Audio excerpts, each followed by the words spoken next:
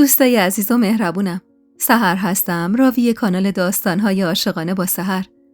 ممنون میشم با سابسکرایب کردن و به اشتراک گذاشتن ویدیوها به ما انرژی بدید. اونقدر سوق زده شدم که پریدم وسط حرفش. عیبی نداره. من یکم پس انداز داشتم که با خودم آوردم. حاضرم همه رو بدم بهشون. نگاهش کمی متعجب شد و گفت باشه. پس آماده باش. پس فردا آفتاب طلوع نکرده باید لب جاده باشیم. اون شب از اضطراب و نگرانی آینده‌ای که در انتظارمون بود خواب به چشمم نیومد و همش به فرداهایی فکر می‌کردم که هیچ تصوری ازشون نداشتم. اون یه روز به هر سختی بود گذشت. شب آخر توی رخت خواب دراز کشیده بودم، اما بازم مثل شب قبل خواب به چشمم نمی‌اومد و فقط دعا می‌کردم همه چیز به خوبی پیش بره. نمیدونم کی بود، اما تازه چشمام گرم خواب شده بود که صدای یه نفر رو بالای سرم حس کردم. زینب مادر، پاشو وقت رفتنه. چشمامو از هم باز کردم و نگاهی به گل خانم انداختم و دوباره بستمشون.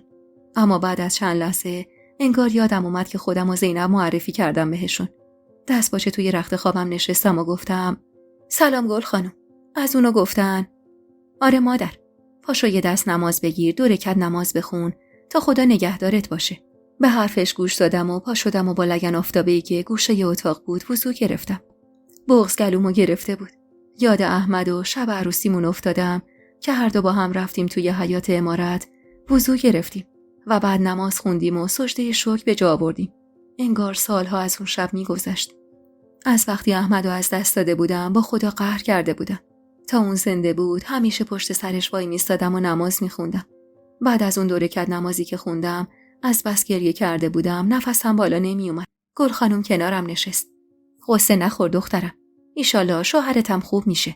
بیا بشین رو تو کن به من تا اینا رو بزنم به صورتت. با گوشه شالم اشکامو پاک کردم. اینا چیه گل خانم؟ همونجور که انگشتای سیاهشو روی پوست صورتم میکشید لب زد. دوده یه چراغ ننه. نه که ماشالله چشمم کف پات خوش بر و رویی. پیرعلی گفت مالم به صورتت تا خدای نکرده نظامیا فکرای بد نزنه به سرشون. داری میری تو جاده با یه مشمردی که نمیدونیم ننه باباشون کی بودن. پسر ننه سلیمه هم یه نفره. مگه چقدر میتونه هواتو داشته باشه؟ از نظرم کارش بیفایده بود. چون آدم کثیف کاری به بر و روی آدم نداشت. و اگه خدای نکرده میخواست کاری کنه، هیچ چیزی جلودارش نبود. اما سکوت کردم و هیچی نگفتم تا خیالش از بابتم راحت بشه. آروم آروم کل صورتمو پوشوند و بعدم 2 دستمو. موقع خداحافظی اما دخترها اونقدر به سر و شکلم خندیدن که ازشون خواستم یه آینه بهم نشون بدن تا ببینم گل خانم چی به روزم آورده. و امان از اون لحظه‌ای که خودمو تو آینه دیدم. به خدا که حق داشتن اینقدر مسخرم کنن و بهم بخندن. گل خانم یه جوری لبا و زیر چشمام و کل صورتمو سیاه کرده بود که خودمو نمیشناختم. وقتی پشت گاری نشستم بهار رو به خودم چسبوندم و سبدو که امید توش خوابیده بود و جلوی پام گذاشتم. عمو پیرعلی کنارم نشست و رضا و مرتضی پسر ننه سلیمه که رخت سربازی تنش بود جلوی گاری نشستن. هوا گرگ و میش بود و سوز سرما باعث شده بود اشک از گوشه چشمامون را بیفته. به خاطر وضع نامساعد هوا نیم ساعتی طول کشید تا رسیدیم لب جاده. هوا هم دیگه داشت کم کم روشن میشد، اما هنوز خبری از اتول نظمیه نبود که مرتضی برگشت طرفم. زینب خانم، حواست باشه، شما زن پسرخاله منی. پسرخالم هم تو شفاخونه شهر بستریه و شما میخوای بری پی اون. با عجله سرمو تکون دادم که نور چراغای اتول نظمیه از دور افتاد تو چشمام. عمو پیرعلی اشاره کرد و گفت اومدن دخترم، پیاده شو. به هر سختی بود پیاده شدم. مرتضی جلوتر از همه رفت سمت اتول. از ترس پشت عمو پیرعلی قایم شده بودم. سبد دست آقا رضا بود و من بهار رو به خودم چسبونده بودم. دیدم که مرتضی پاشو به نشونه احترام کوبید زمین و شروع کرد با اونی که جلوی اتول نشسته بود حرف زدن. تند حرف میزد و هر از گاهی اشاره سمت ما میکرد. از ترس دلم میخواست بشینم گریه کنم. مرتضی که با لب و لوچه آویزون برگشت سمتمون، ترسیدم نکنه افسر قبول نکرده باشه باهاشون برم. که گفت عمو پیرعلی، باید یه چیزی بذاریم کف دستش که این بیشرف مفتکی به خدا هم بندگی نمیکنه. چه رسد به بردن این زن و بچه‌هاش. وقتی عمو پیرعلی خواست قدم برداره طرف اتول، کتشو چنگ زدم و هرچی پول داشتم و گرفتم سمتش. عمو، این همه دار و ندار منه. بگیرش. راضی نیستم شما از جیبتون خرج کنید. هرچی اصرار کردم اما پیرمرد حاضر نشد حتی یک قرونی از کف دستم برداره. چند دقیقه بیشتر طول نکشید که عمو تونست افسر رو راضی کنه و اجازه سوار شدن منو به اتوبوسشون بگیره. لحظه‌ای که خواستم ازشون جدا بشم، بغض گلومو گرفته بود. اگه این آدما سر راه هم قرار نمی گرفتن، فقط خدا میدونست چه بلایی سر من و بچه‌هام میومد. عمو پیرعلی روی بچه‌هامو بوسید و سپردمون دست خدا که با این کارش باعث شد یه قطره اشک از گوشه چشمم بچکه روی گونم. آقا رضا با چشم و ابرو بهم اشاره کرد که گریه نکنم، وگرنه تموم زحمت‌های گل خانم به باد میره. مرتضی سبدی که امید توش بود و گرفت و کمک کرد سوار اتوبوس بشم. خودش هم پشت سرم پرید بالا. کنار مرتضی نزدیک در نشستم. 3 سربازی که توی اتوبوس بودن با کنجکاوی نگامون میکردن. مرتضی باهاشون دست داد و سبد رو روی پاش گذاشت. نگاه‌های کنجکاوشون چقدر معذبم کرده بود. سعی می‌کردم خودم رو پشت مرتضی قایم کنم. اتوبوس تکونای بدی می‌خورد و حس می‌کردم دل و رودم داره به هم پیچ می‌خوره. 1-2 ساعتی توی راه بودیم و توی سکوت از پنجره عقب ماشین به جاده نگاه می‌کردم که صدای گریه امید باعث شد از فکر بیرون بیام. خجالت زده بهار رو سپردم به مرتضی و امید رو بغل گرفتم. آبجی، چه شده؟ چرا گریه می‌کنه؟ نکنه جایش درده؟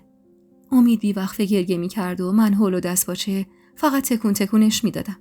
وقتی دیدم امید هیچ جوره آروم نمیشه، خجالت زده سرم و زیر انداختم. بچه گرسنه نشه. روم نمیشد به صورت مرتضی که از شرم و حیا سرخ شده بود نگاه کنم. این چه مخمسه‌ای بود که من توش گیر افتاده بودم. خدا لعنت کنه بانو رو که منو تو اینجور هچلی انداخته بود و آواره کرده بود. دقایقی سکوت برقرار بود تا اینکه مرتضی آروم در گوشم گفت: آبجی، من پشتمو میکنم بهت، تو هم پشت تو به من کن، رو به در. بعدم به کارت برس. در اوج استیصال و در حالی که از خجالت دلم میخواست همین دهن باز کنه و برم توش، پشت به مرتضی رو به در کرد. امید که آروم گرفت و محیط اطراف جاده چشم انداختم. به نظرم آشنا میومد. خوب که دقت کردم دیدم داریم به شهر مادریم نزدیک میشیم. شهری که توش به دنیا اومده بودم و قد کشیده بودم. شهری که آقا ازم گرفت و احمدو بهم هدیه داد. بعد از 1 سال خورده برگشته بودم به جایی که یه روز با ترس و لرز فرار کرده بودم ازش، به امید ساختن یه زندگی خوب و رویایی. زندگیی که فقط چند ماه دوام آورد و حالا اینطور آواره شده بودم.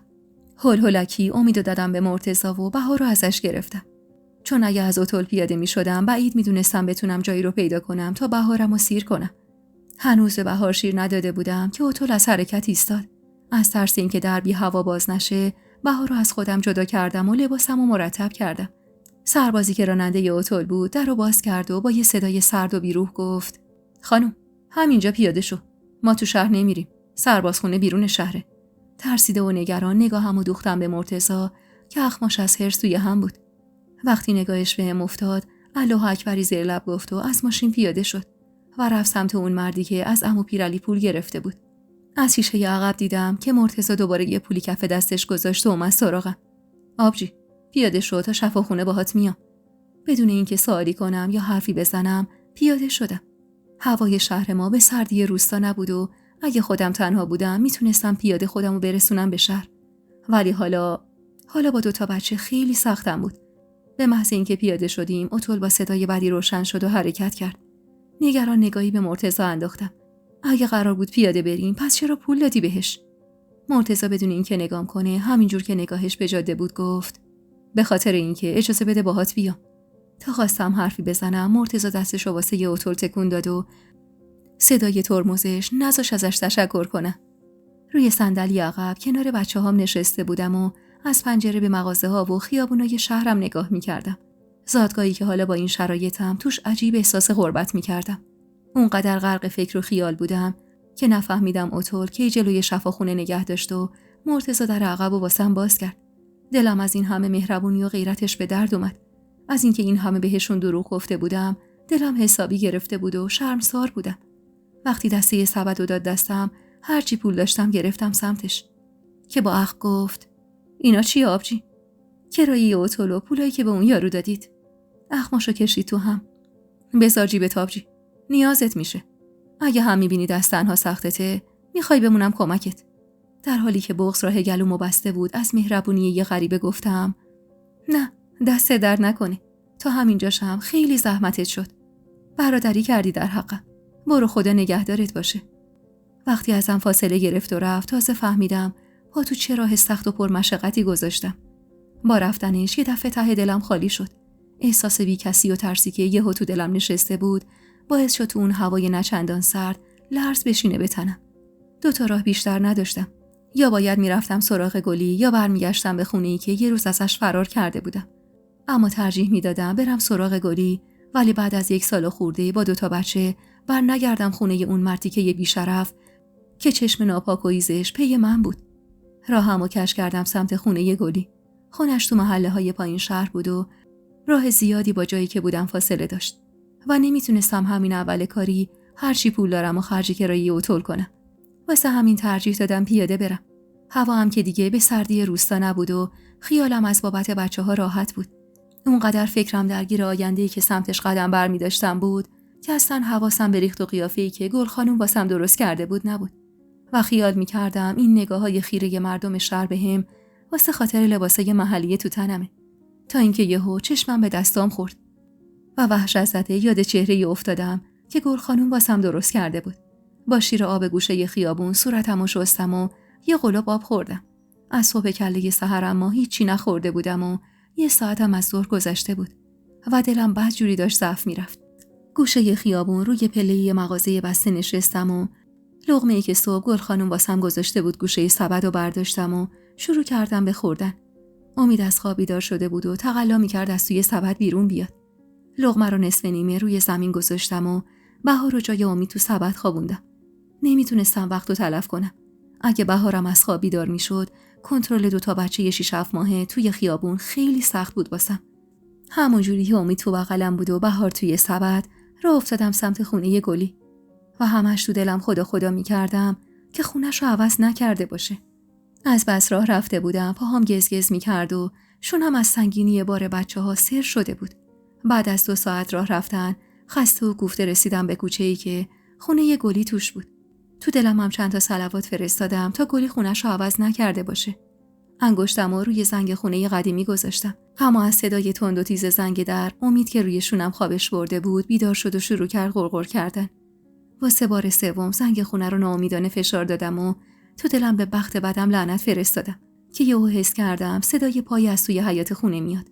وقتی در خونه باز شد و گلی با چشمای پف کرده تو چارچوب در ظاهر شد، کم مونده بود از خوشحالی بزنم زیر گریه. تو نگاه اول منو با اون رخت و لباس و بچه به بغل نشناخت، اما بعد از چند لحظه با صدای بهت زده گفت: یا خدا، تویی دیارا؟ وای باورم نمیشه.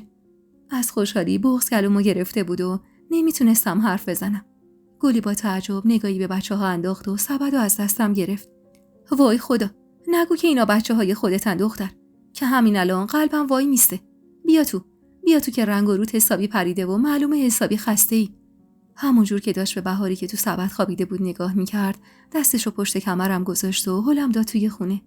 امیدو که روی زمین گذاشتم، گلی داشت بهار رو از توی سبد در می آورد و واسش رخت خواب پهن میکرد و همونجوری بلند حرف میزد. دختر، داخل تو کجا غیبت زد یهو؟ نگفتی شاید یه نفر دلنگرونت باشه؟ به خدا دق کردم تو این 1 سال. دست به کمر رو به رو ایستاده بود و منتظر بود تا جوابشو بدم. خودمو انداختم تو بغلش و بغضم شکست. گلی، خیلی داغونم. خیلی عذاب کشیدم تو این 1 سال. گلی وحشت زده منو از خودش جدا کرد.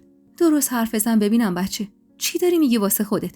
نکنه اون یارو که فراری داد بلا ملا سرت آورد و این 2 بچه رو انداخت تو دامنت؟ حقیقه گریه هام امونم نمیداد که حرف بزنم. امید بیچاره گوشه خونه سینه خیز شده بود و نگام میکرد. گلی حال و روزمو که دید دوید و رفت واسم یه لیوان آب آورد. بیا بگیر دختر، یه قلاب آب بخور، برام تعریف کن چی شده. والا به خدا نصف جون شدم. نفسم که جا اومد واسش تعریف کردم. از احمد و محبتی که در حقم کرده بود واسش گفتم. از عشقی که بینمون شکل گرفته بود. از اینکه پسر خانه روستا بود و خانواده‌اش وقتی فهمیدن رقاصه بودم با هم چیکار کردن. از حامله شدنم و جشنی که خان بابا گرفت واسم. از گلنسا و جمال و محجبین. از علی و مهری و بلایی که دم عروسیشون سرمون اومد. از حرف و حدیثای مردم و داغی که روی دلم موند. از ناحقی که بیبی و جمال میخواستن در حقم کنن و خان بابا اجازه نداد. از اینکه مجبورم کردن بشم زن مردی که بدترین تهمت‌ها رو بهم زده بود. از ورود بانو به عمارت و دسیس چینیاش واسه از میدون به در کردنم. از مراد و تله‌ای که اونا واسم گذاشته بودن تا گرفتارش بشم و مجبور شده بودم فرار کنم. همه چیزو واسش تعریف کردم. وقتی به خودم اومدم که خورشید داشت غروب می‌کرد و بچه‌ها از خواب بیدار شده بودن. گلی دماغشو صدادار کشید بالا و اشکاشو پس زد. بمیرم واسه دل دختر. من و تو از همون اولم بخت و اقبالمون کوتاه بود. به خدا یه شبایی خواب تو می‌دیدم ولی دستم به جایی بند نبود. اگه بدونی اسماعیل آقا بعد از فرارت چه قشقرقی به پا کرد و الکی بهت تهمت زد و گفت پولاشو برداشتی و رفتی، باورت نمیشه. با شنیدن این حرف وحشت زده نگاهمو دوختم به گلی، به خدا من هیچ پولی بر نداشتم. من فقط سجلمو برداشتم. همون چندرغاز حقوقیم که خودش بهم داده بود. احمد خدا بیامرز ریخ وسط خیابونو گفت نمیخوام پولای اون مرتیکه رو بیاری تو زندگیمون. نم چشمشو گرفت و گفت نور به قبرش بباره. عجب پسری بوده. ولی یه چیزی میگم ناراحت نشی. دختر، من اگه جای تو بودم عمرم فرار میکردم و میدونو واسه اون دوتا عجوز خالی میکردم. بعد از بوقی خدا بهت رو کرده بود، شده بودی عروس خان، واسش پسر آورده بودی. اون وقت شالا کلا کردی کجا آخه؟ عقل نداری به خدا. ناامید نگاش کردم. گلی، تو نمیدونی اونا چه آدمای متعصبی بودن. وقتی فهمیدن تو کاباره کار میکردم، فقط آبستن بودنم نجاتم داد. وگرنه با اردنگی پرتم میکردم بیرون. البته همونم به خاطر احمد و عشقی بود که به احمد داشتن. وگرنه به بچه هامم رحم نمیکردن. این دفعه اما دیگه احمد رو نداشتم که پشتم درات. تو نمیدونی اون بانو چه جادوگر با سیاستی بود. یه جوری مراد انداخته بود تو کاسه من که نزدیک بود شرش دامنمو بگیره. تازه اگه شب آخر حرفاشونو نمیشنیدم، بازم باورم نمیشد که آوردن مراد تو زندگیم کار اونا باشه. گلی همینجوری که بهار رو بغل میکرد گفت نمیدونم دختر، به خدا من از کارای تو سر در نمیارم. ولی میگم من اگه جات بودم میموندم و میجنگیدم. چی کارت میخواستم بکنن؟ فوقش 4 تا فوش بهت میدادن دیگه. کلاف از این که گلی هیچ جوره نمیتونه سرکم کنه از جا پا شدم و رفتم سراغ سبد و لباسایی که تهش شپونده بودم و در آوردم که گلی رو کرد بهم. دیارا، حالا میخوای چی کار کنی با 2 تا بچه کوچیک؟ خجالت زده نگاش کردم. میدونم مزاحمت شدم، ولی به خدا چاره‌ای نداشتم. یعنی کسی رو جز تو نداشتم که برم پیشش. یه چند روز تحملمون کن تا یه کاری دست و پا کنم. گلی اخماشو کشید تو هم. چرا چرت و پرت میگی دختر؟ مزاحم چیه؟ اینجوری بچه‌م از تنهایی در میاد. اصلا تا آخر عمر همینجا زندگی میکنیم. کنار هم. به هیچ مردی هم نیاز نداریم. ولی باید بری سراغ کار. چون 2 تا بچه خیلی خرج داره. با این حرف گلی نگاهم سرید روی پسر 4 سالش که گوشه اتاق خواب بود و عذاب وجدانم بیشتر شد. با اینکه رفتارش خیلی خوب بود، ولی کنارش معذب بودم. اون خودش به اندازه کافی مشکل داشت و منم اومده بودم شده بودم سربارش. دیارا، تا تو چشمت به بچه هاست من پاشم یه چیزی واسه شام سرهم کنم.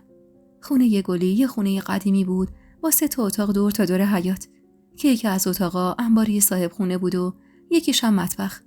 ببخشید دیگه، آخر ماهه همه چی تو خونه ما ته کشیده. نگاهی به ماهیتابه رنگ رو رفته یه وسط سفره انداختم که 3 تا دونه تخم مرغ نیمرو شده وسطش بهم دهن کجی میکرد. سرمو انداختم زیر و گفتم تو ببخش که من توی این شرایط اومدم قوز بالا قوز شدم واسط. گلی ضربه آرومی پشت کمرم زد. حرف مفت نزن بچه. نمیدونی با اومدنت چه لطفی در حقم کردی. به خدا داشتم از تنهایی دیوونه میشدم. با گلی و پسرش دور سفره نشستیم. تمام سعیمو میکردم یه ذره نیمرو رو لای عالم نون بذارم تا لااقل به خودشون نیمروی بیشتری برسه. و خدا رو شکر میکردم که بچه‌هام شیرخواره بودن و لازم نبود شکمشون رو با غذا سیر کنم. لقمه آخر رو تو دهنم گذاشتم و گفتم راستی گلی، هنوزم تو کاباره اسماعیل آقا کار میکنی؟ گلی با چشم و ابرو به هم اشاره کرد که جلوی سام پسرش چیزی نگم. آره عزیزم، هنوزم تو کارگاه خیاطی اسماعیل آقا کار میکنم. از وقتی سام عاقل شده دیگه با خودم نمیبرمش اونجا. میدمش دست عفت خانم همسایه ته کوچه. فهمیدم که گلی دوست نداره پسرش بفهمه تو کاباره کار میکنه. دیگه چیزی نگفتم و از سفره فاصله گرفتم. دست درد نکنه گلی، خیلی چسبید. گلی هم پشتبند من از سفره فاصله گرفت. ببخشید دیگه کم بود. بخور مامان جان. همشو باید بخوری. ببین واسه تهدیگی درست کردم. آروم گفتم گلی، اسماعیل آقا خوب پول بهت میده؟ گلی آه عمیق از ته دلش کشید. اون بیشرف جون به اسرائیل نمیده. کار و کاسبی هم با رفتن تو حسابی کساد شده بود. البته حالا چند ماهه یه نفر رو آورده جات. همچین ترگل برگل و عین خودت خوشگل مشکل و مشتری بگیره. واسه همین اوضاع خدا رو شکر خوب شده. نکنه میخوای برگردی سر کار؟ اینو که گفت لای 2 انگشتم و گاز گرفتم. استغفرالله. نه بابا، هرگز. اصلا اگه میخواستم این کارو بکنم از روح احمد خجالت میکشیدم. اون بیچاره اون همه زحمت کشید تا منو نجات بده، حالا باز برگردم همونجا؟ مگه عقلم تا برداشته؟ فقط خواستم ببینم اوضاعت چطوره. خب اگه ناراضی هستی چرا نمیزنی بیرون؟ ای بابا دختر، انگار نفست از جای گرم در میاد. 1 سال رفتی امارات زندگی کردی، یادت رفته اینجا زندگی کردن چه مکافاتی داره. اولا که کار گیر نمیاد، دوما به یه زن بیوه کار خوب نمیدن. نمیخوام ته دلتو خالی کنم نه، ولی خیلی سخت دست تنها بچه بزرگ کردن. حقوق اسماعیل آقا هم بد نیست. در حد بخور نمیر داریم دیگه. با اینکه حسابی ترسیده بودم ولی به روی خودم نیاوردم. ببین گلی، من از صبح میزنم بیرون از خونه تا یه کاری دست و پا کنم. تو فقط چشمت به بچه‌ها باشه. شبا هم که تو میری کار، من سامان نگه میدارم. اینجوری دیگه نیازی به عفت خانم همسایه هم نیست. با خنده نگام کرد. ای گلی به جمال دختر، دمت گرم. منو از فضولیای در و همسایه نجات میدی. فقط حواست باشه یه کاری جفت و جور کن که صبح تا عصر باشه بتونی با هم هماهنگ شیم. تو نگران این چیزا نباش گلی. من حواسم به همه چی هست. فقط دعا کن یه کار خوب گیرم بیاد. بلند بلند خندید و گفت نه که دعای منم خیلی گیراست. با خندش خندم گرفت.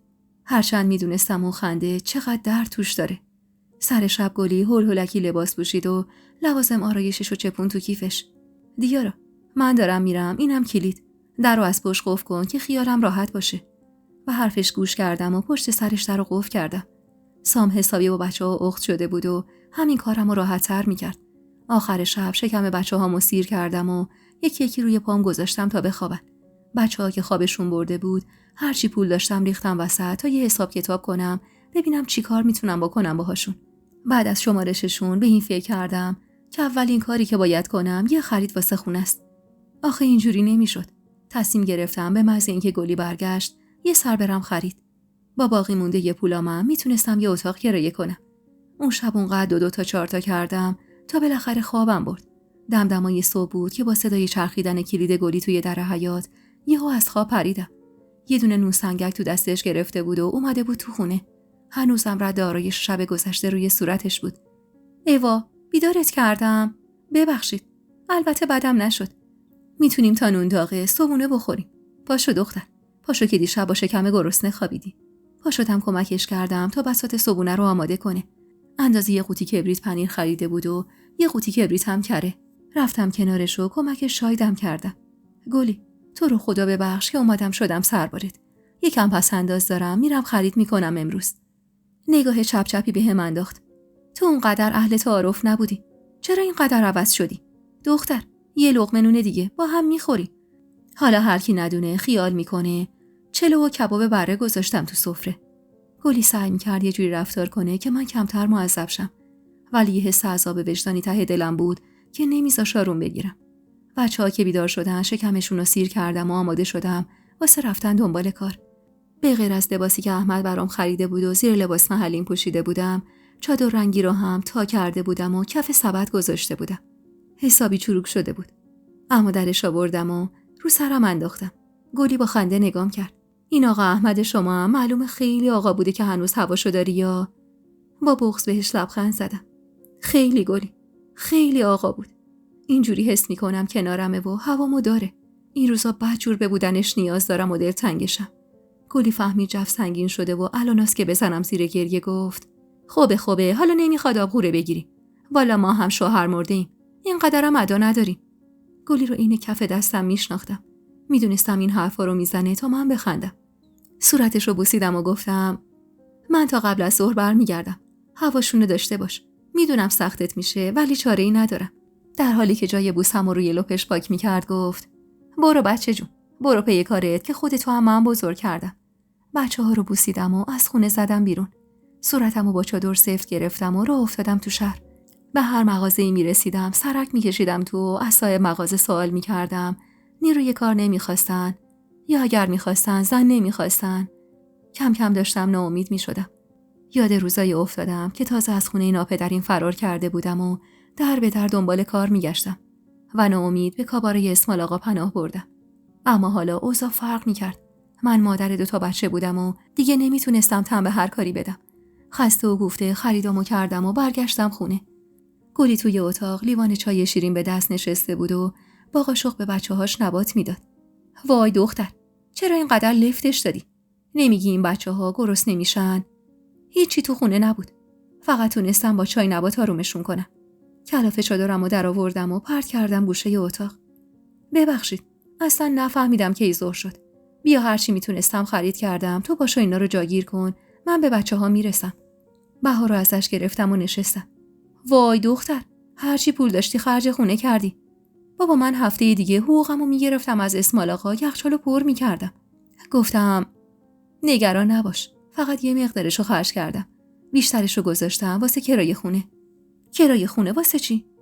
دیارا، به خدا اگه از اینجا بریم من میدونم و تو باز شروع نکنی بگی سربارت شدم و از این خوزعبلاتو. والا به خدا تو با اومدنت یه بارم از رو دوشم برداشتی. ببین بچم شده اینه بچه آدمیزاد 2 همبازی پیدا کرده. یه نگاهی به سام و امید انداختم که 2 درگیر یه توپ کهنه و سوار در رفته بودن. باشه، ولی بذار نصف کرایه خونه رو من بدم. این تو راحت ترم. باشه جونم، تو کار پیدا کن، هر چی تو بگی. بچه‌ها رو که رفت و فتح کردم، رفتم تو مطبخ کمک گلی که مشغول درست کردن ناهار بود. وای گلی، چه بویی رو انداختی. دلم صاف رفت خدا. دارم دمی گوجه درست میکنم دختر. از خدا که پنهون نیست، از تو چه پنهون که یادم نیست آخرین بار که یه غذای درست و حسابی خوردم. مغموم نگاش کردم. مگه اسمال آقا بهت پول نمیده؟ این همه جون میکنی که آخرش هم با شکم گرسنه بخوابی؟ میده، ولی نصف بیشترش که خرج رخت و لباسای خودم و سرخاب سفیدابم میشه. نصف دیگه‌ش هم میریزم تو جیب عفت خانوم تا از بچه‌م مراقبت کنه. این اسمالم جدیدن دیگه ادا اطفار واسم در میاره. میگه سنت رفته بالا، از ریخت و قیافه افتادی، مشتری بگیر نیستی. گفتم گلی جان، چرا این همه خودتو عذاب میدی؟ با فلاکت کار میکنی، آخرش هم 8 گرو 9. قدیما میگفتی بی آبرویش به درآمدش میارزه. حالا که دیگه پول آنچنانی هم دستتو نمیگیره. بزن بیرون از اون خراب شده. تا داخلشی نمیفهمی چه وضعیه. وقتی میای بیرون تازه متوجه میشی چطور عمر و آبروتو اونجا هدر دادی. سرشو انداخت زیر و گفت دختر، تو به موقع از اونجا زدی بیرون، خودتو نجات دادی.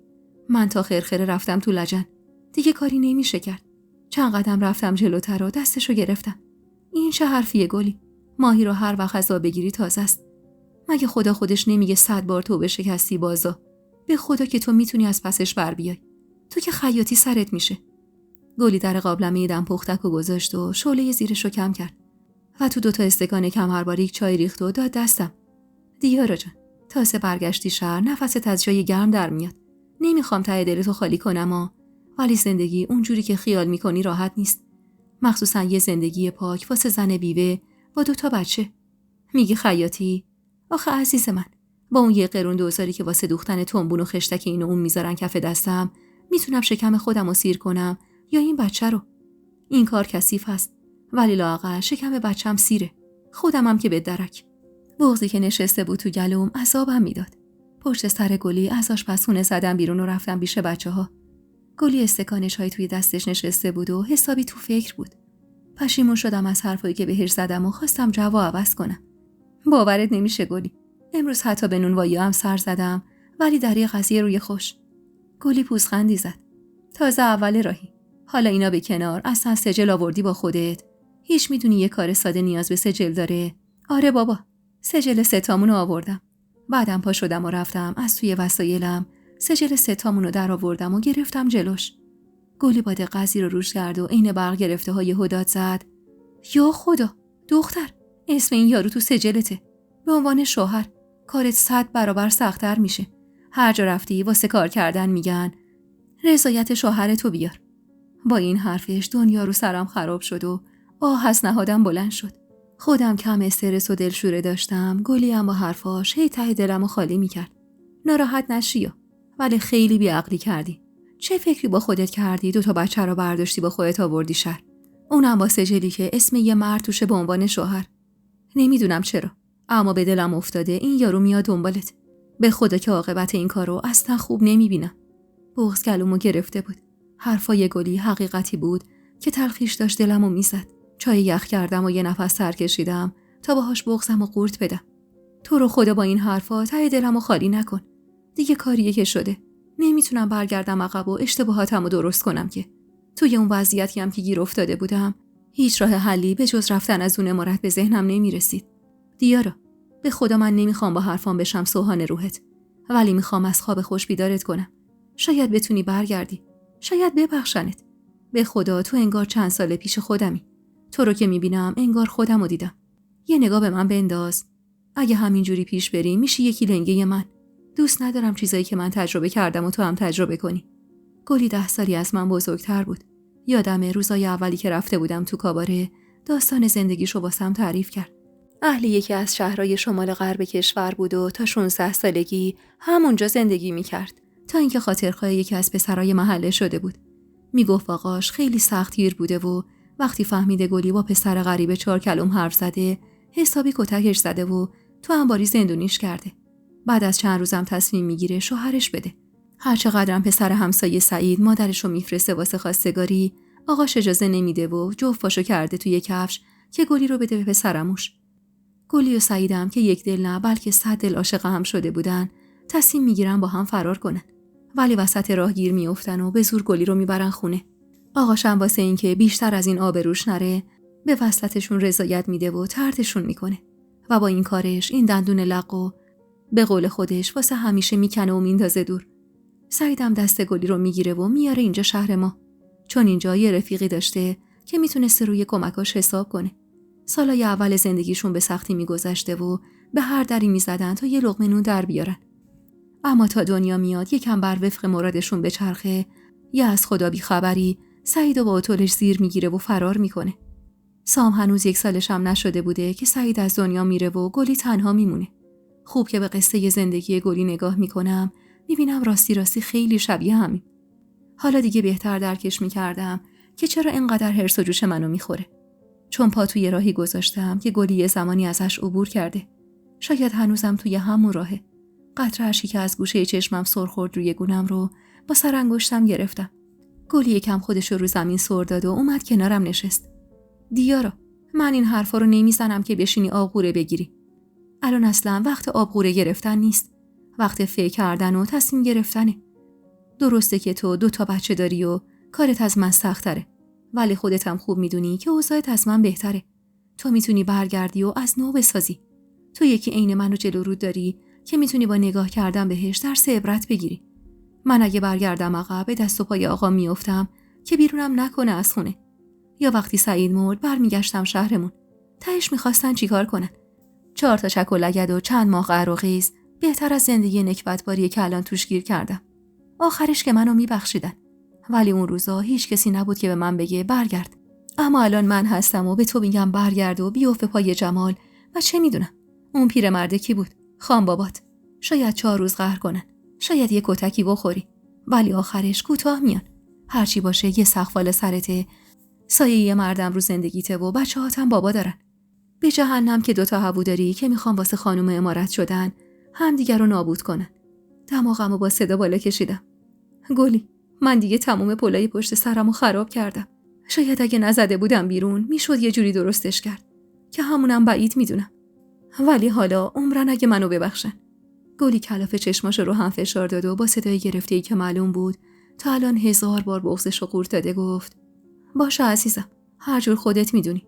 من وظیفه‌م بود بهت بگم و سختی راهو نشونت بدم که پس فردا نیای بگی گلی چرا بهم نگفتی. حالا میخوای چیکار کنی؟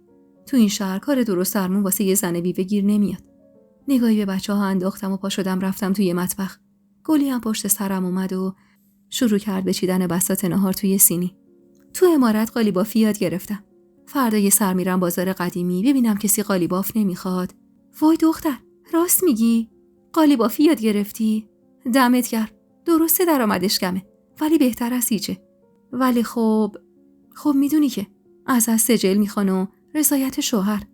کلافه از این همه آیه از خوندن گلی قابلمه غذا رو زدم زیر بغلم و رفتم پیش بچه‌ها. یه کاریش میکنم دیگه. گلی فهمید حوصله حرف زدن ندارم، بی خیال ادامه دادن بحث شد و شروع کرد به کشیدن غذا تو بشقابا. هولکی شروع کردم به غذا خوردن که گلی گفت: چه خبرت دختر؟ یکم آرومتر، مگه دنبالت کردن؟ همونجور که لقمه بعدی رو تو دهنم میذاشتم گفتم: میخوام یه سر برم بازار قدیمی. غروب نشده برمیگردم. من اگه امروز یه کار دست و پا نکنم به خدا که شب خوابم نمیبره. گلی سری از تأسف تکون داد. اما من بی خیال پا شدم و کهنه بچه‌ها رو عوض کردم. 2 ساعت از نهار گذشته بود و بچه‌ها خواب بودن که چادرامو انداختم رو سرم و رو کردم به گلی که کنار بچه‌ها دراز کشیده بود و ساعدش رو روی صورتش گذاشته بود. من دارم میرم. قول میدم زود برگردم. دستشو که از روی چشماش برداشت، خیسی مژه‌هاش قلبمو به درد آورد. رفتم کنارش و بوسه‌ای روی گونه‌اش نشوندم. قربونت برم. تو از مادرم بیشتر واسم مادری کردی. ولی خب حق بده بترسم ازشون و نخوام برگردم به اون امارت. تو اونا رو نمیشناسی. نمیدونی چقدر سخیرن و روی این جور چیزا متعصب. چادرمو روی سرم انداختم و زدم بیرون از خونه. تون تون قدم برمی‌داشتم تا هوا تاریک نشده برگردم خونه. یاد حرفای بیبی میافتادم که میگفت زن باید قبل از غروب خورشید برگرده تو خونش. خدا میدونست الان پشت سرم چه اتفاقایی افتاده و تو چه حالی بودن. البته که جز خان بابا واسه هیچ کدومشون دلم نمیسوخت. اون بعد از احمد تنها دلخوشیش امید بود که من مجبور شده بودم ازش بگیرم. تمام مدتی که توی راه بازار بودم فکرم پیش خان بابا و حال هوای امارت بود. حرفای گلی یه جوری ذهنمو مسموم کرده بود که از ترس اینکه یه وقت یکی منو نبینه و نشناسه صورتمو با چادر سیف میپوشوندم و راه میرفتم. به بازار که رسیدم دم هر حجره فرش فروشی وای میستادم و ازشون سوال میکردم. اما اونا خیلی راحت دست رد میزدم به سینم. 6مین حجره‌ای بود که داشتم از صاحبش سوال میکردم. یه پیرمرد ریزه میزه با موهای جوگندمی روی صندلیش نشسته بود و با چرتکه چوبی روی میزش حساب کتاب میکرد. سلام حاجی. قالیباف نمیخوای؟ به پولش نیاز دارم. پیرمرد چشماشو تنگ کرد و با دقت نگام کرد. بیا تو بابام جان. بیا ببینم چی میگی. اونقدر قشنگ صدام کرد که تمام خستگی راه از تنم در رفت و نور امید تو دلم روشن شد. رفتم توی حجره و روی صندلی که پیرمرد واسم کشید جلو نشستم. بگو ببینم دختر جون، چرا با این سن و سال تک و تنها را افتادی توی بازار دنبال کار؟ آب دهنمو با ترس قورت دادم. حاجی، شوهرم جوان بود که عمرشو داد به شما. بچه یتیم دارم. خودم هم یتیم بزرگ شدم. باید یه لقمه نون در بیارم واسه سیر کردن شکم بچه‌هام. خدا رحمتش کنه بابام جان. والا به خدا من چند تا کارگر دارم که واسم قالی میبافن. اما خب یه نفر رو میخوام که تو حجره باشه، دستی به سر و روی حجره بکشه. سوق زده میونه حرفش پریدم. خب من میام حاجی. به خدا همه کاری از دستم برمیاد. پیرمرد اخماشو کشید تو هم. بابام جان، تو زن جوونی، بر و رو داری. خدا رو خوش نمیاد بیای تو بازار و کار مردونه بکنی. گفتی خوب میبافی، نمونه کار نداری نشونم بدی. سرمو انداختم پایین. راستشو بخواید من تازه کارم. یکم دستم کنده. هیچی هم الان ندارم نشونتون بدم. ولی به این کار خیلی احتیاج دارم.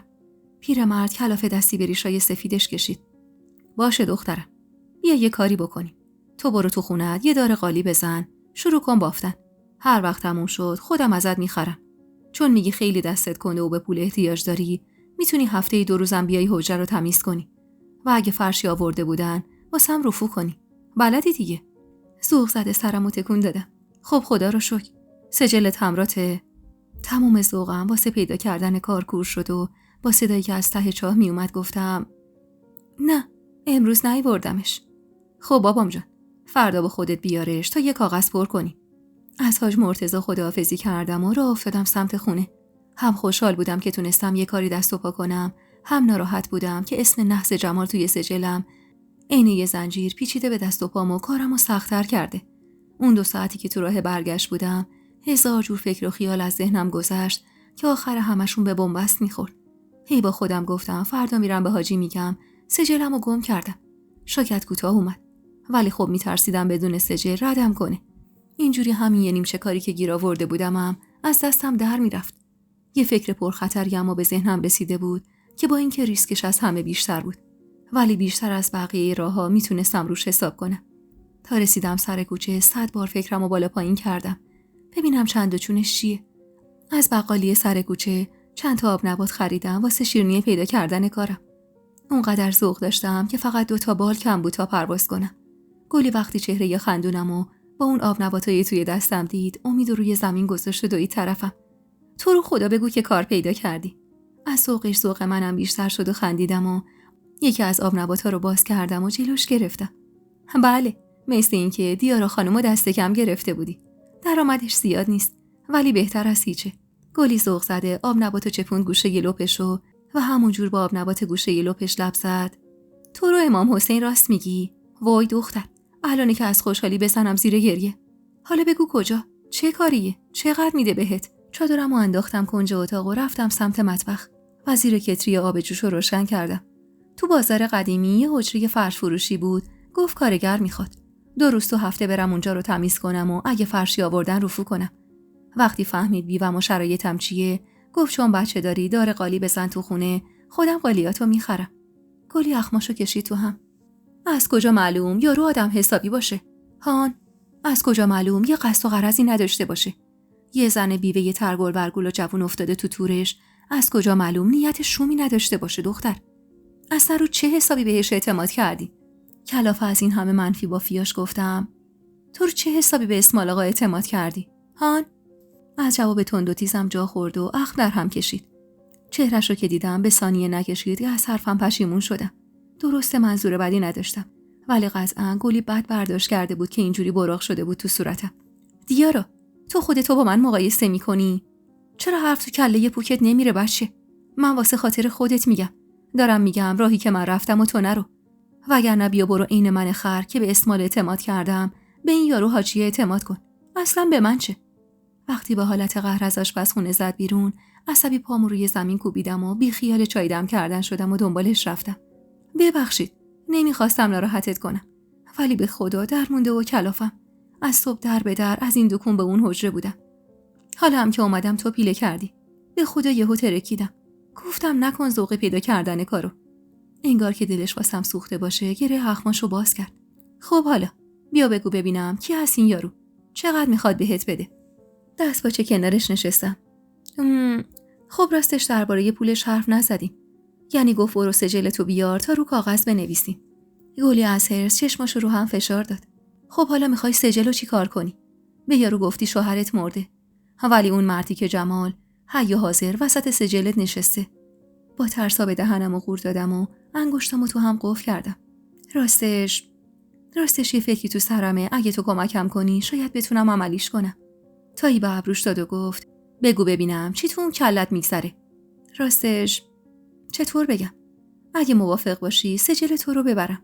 چشمای از حدقه در اومده یه گلی واسه یه لحظه پشیمونم کرد از حرفی که زده بودم، ولی خیلی سریع خودش رو جمع کرد و شروع کرد خندیدن. دختر، تو انگار راستی عقل تو کلت نیست. هیچ میدونی من چقدر از تو بزرگترم؟ زار میزنه که تو بچه سالی و 28 سالت نیست. ناراحت لب ورچیدم. خب خیلی ها هستن که چهرهشون کمتر از سنشون نشون میده. خب اصلا اون کنار. سجل من دست اسماله. تو که خودت خوب میشناسیش. تازه‌شم. عکس من اونجاست، نه تو. کلافه نفسمو دادم بیرون. خب میگی چه خاکی تو سرم کنم؟ حالا هم که یه کارگیر آوردم به خاطر وجود اسم نحس جمال تو سجلم از دستش بدم. گلی تو فکر فرو رفته بود.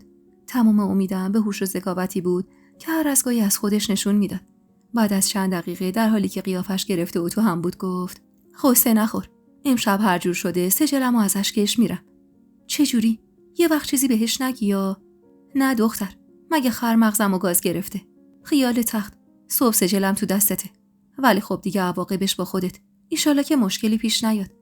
اون شب وقتی گلی شامشو هول هولکی خورد و عزم رفتن کرد، پشت سرش یه آیت الکرسی خوندم تا دست پر برگرده. شب تا صبح توی رخت خوابم غلط زدم و توی خیالم با پولایی که از فروش فرشام در می آوردم واسه بچه‌هام رخت و لباس می خریدم و یه زندگی راحت درست می کردم. صبح با صدای گریه امید از خواب پریدم. هوا کاملا روشن شده بود و هنوز خبری از گلی نبود. سعی کردم به دلشوره‌ای که افتاده بود به جونم غلبه کنم و شکم امیدو سیر کنم. امیدو خوابونده بودم که صدای چرخیدن کلیدش توی در حیاط باعث شد با ذوق بپرم پشت پنجره. گلی وقتی منو دید دست کرد توی کیفشو، سجلشو گرفت بیرون و توی هوا تکونش داد. از ذوق دیدن سجل صورت خسته و آرایش به هم ریخته گلی رو ندیدم و نفهمیدم واسه خاطر به دست آوردن سجل چی به سرش اومده. ذوق زده از دستش گرفتم و ماچش کردم. میدونستم دختر، میدونستم تو میتونی. به خدا لنگه نداری. گلی خسته و بیحال با یه لبخند جوابمو داد. خب بشین همه چیشو بخون و حفظ کن که همین اول کاری آتو دست یارو ندی. ذوق زده سری تکون دادم و سجل رو زیر رو کردم. عکس روی جلده شاید مال 7-8 سال پیش بود. یعنی همون زمونا که هنوز با سعید خدا بیامرز ازدواج نکرده بود و تو شهر خودشون زندگی میکرد. توی عکس گلی یه چادر سرش کرده بود و نصف صورتش تقریبا پوشیده بود. درست عین من. لبخند زدم و پا شدم تا حاضر بشم برم سراغ حاجی. بساط صبونه رو آماده کردم و یه لقمه نون پنیر گذاشتم تو جیبم و چادرم رو سر کردم. از خونه که زدم بیرون، گلی کنار بچه‌ها دراز کشیده بود. وسط حیاط بودم که صداشو شنیدم. هی دیارا، یادت باشه یه بچه داری یا هول نشی بگی 2 قلو دارم. دستی تو هوا واسش تکون دادم و راه افتادم. دل تو دلم نبود که مشغول به کار بشم. اونم چی؟ یه کار درست درمون با درآمد حلال. حتما الان احمد داره نگاه میکنه و بهم افتخار میکنه. یا شایدم به خاطر اینکه خریت کردم و به خاطر تله اون بانوی از خدا بی خبر مجبور شدم امیدو از خان بابا جدا کنم، از هم دلخور باشه. با این فکر حالم گرفته شد. تمام راهو تا بازار در حالی که سجلو توی مشتم گرفته بودم پیاده گس کردم. وقتی رسیدم دم حجره اما حاج مرتضی مشتری داشت. صورتمو عین دیروز سفت گرفته بودم و کنار در وایساده بودم و همینطور نگاهشون میکردم. یه زن و مرد سمبالا که انگار داشتن واسه جهیزیه دخترشون فرش میخریدن. حاجی نگاهش که بهم افتاد لبخند مهربونی زد. بیا تو بابام جان. اینجا دم در وای نستا. سلام آرومی دادم و رفتم کنارش. زن و مرد با دقت نگاه میکردن و از خجالت سرمو زیر انداخته بودم. بابام جان، صبر کن این حاج آقا و منزلش رو راه بندازم، بعد با هم حرف میزنیم. 1 ساعتی طول کشید تا زن و مرد به خرید یکی از فرشای حجره رضایت دادن و رفتن. خسته روی صندلی نشستم و نفسمو دادم بیرون. چقدر سخت میگیرن. یه فرش خریدن که اینقدر کش دادن نداره آخه. حاجی همونطور که داشت پولای دستشو در رو توی کشوش میذاشت خندید. ای بابام جان، اینا همه زیر سر شما زناست. به خدا اگه دست خود حاجی بود که ندیده خرید میکرد. وقتی اینجوری صدام میکرد نمیدونم چرا یاد خان بابا میافتادم. خب بابام جان، بده ببینم اون سجل تو دخترم. بغضی رو که با یادآوری چهره خان بابا نشسته بود تو گلومو غور دادم و سجل با دستای لرزون گرفتم سمتش. حاجی نکشو بالا پایین کرد و یهو لبخند نشست رو لباش. به به به. دخترم، تو هم که ترکی بابام جان. دست با چه لبخندی زدم و سکوت کردم. گلباجی خانم مادر منم ترک تبار بود. خدا رحمتش کنه. همه ی زنای ترک تبار هنرمندن. از کدوم طایفه‌ای بابام جان؟ حس می‌کردم قلبم می‌خواد از تو سینم بزنه بیرون. کف دستام از اضطراب خیس خیس بود. با صدایی لرزون اسم شهری که گلی همیشه ازش تعریف می‌کرد و گفتم. بلدی ترکی حرف بزنی دخترم؟ از آنای خدا بیامرزم 4 کلمه ترکی یاد گرفتم. اگه بلدی بسم الله. با زبونم لبامو تر کردم. نه زیاد حاجی. آخه مادرم ترک نبود. آقام هم که منو زود شوهر داد به پسر همکارش و اونم منو آورد اینجا. واسه همینم همون یه ذره‌ای که بلد بودمم از خاطرم رفته. حاجی با دقت ورقه های سجل و زیر و رو کرد و یه ورق از لای دفترش کشید بیرون. خب بابام جان، همه چی حله. فقط بگو ببینم ماهی چقدر مد نظرته. خجالت زده سرمو زیر انداختم. نمیدونم حاجی. من تا حالا جایی کار نکردم. هرچی خودتون صلاح میدونید. ببین دخترم، من به کارگر قبلی ماهی 30 تومن میدادم. ولی اون همش اینجا بود و همه کارا رو میکرد.